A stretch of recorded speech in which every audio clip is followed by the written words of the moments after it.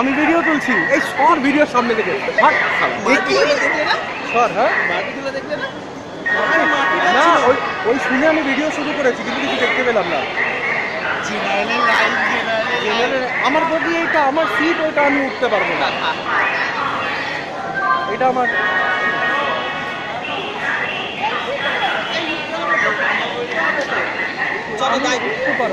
দায়িত্ব সহকার পালন করে দিচ্ছি। পারি না। আমি না বসেছিলাম যে তোরা, যারা ভিডিওটাকে অফ করি।